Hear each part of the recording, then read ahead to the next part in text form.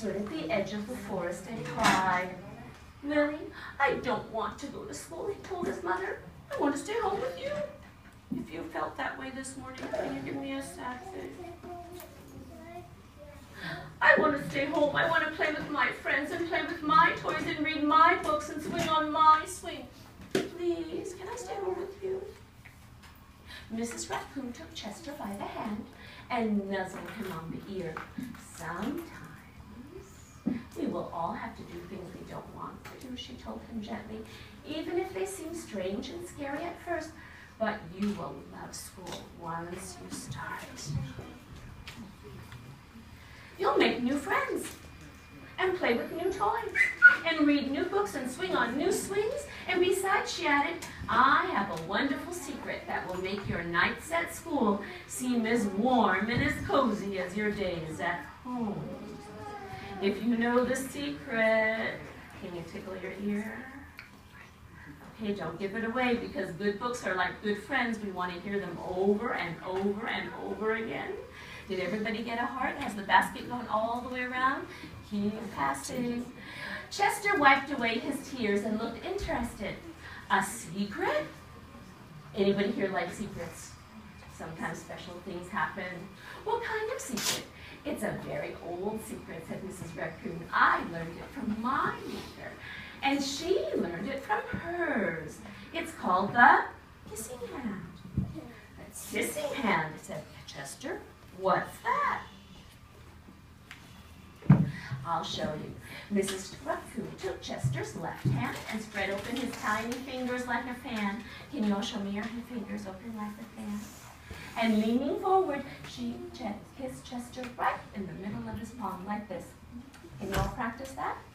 This part of your hand we're going to learn about is called the palm. Chester felt his mother's kiss rush from his hand, up his arm, and into his heart. And even his silky black mask tingled with a special warmth. Mrs. Raccoon smiled. "Now," she told Chester, "whenever you feel hungry and you need a little loving from home, just press your hand to your cheek and think, Mommy loves you, Daddy loves you, and that very kiss will jump to your face, and you'll think all kinds of warm thoughts. Grandma loves you too." She took Chester's hand and carefully wrapped his hand around the kiss.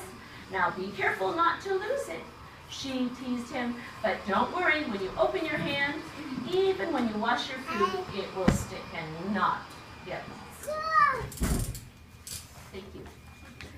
Chester loved the kissing hand. Now he knew his mother's love and father's love and Grandpa's love would go with him wherever he went, even to where?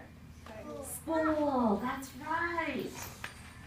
That night, Chester stood in front of the school and looked very thoughtful. Did we say we're going to think in kindergarten? Chester's thinking already too. This is Mrs. Pressler's hard part.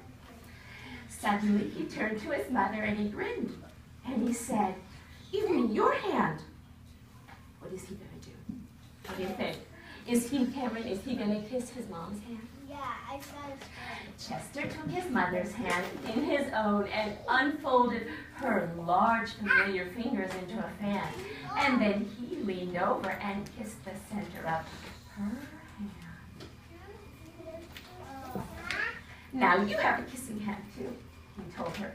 And with a gentle goodbye and an "I love you," Chester turned and danced away to school. His school is in that tree. And he goes to school at night because he's an animal and he is what? Anybody know that big N word? Nocturnal, Mary Caroline. I am so proud of you. There's always somebody who knows that. Mrs. Raccoon watched Chester scamper across a tree limb and enter school. And as the hoot owls rang in the new year, she pressed her hand to her cheek and smiled. And the warmth of Chester's kiss filled her heart with special words. "Chester loves you," it sang. "Chester loves you." So, and there they are.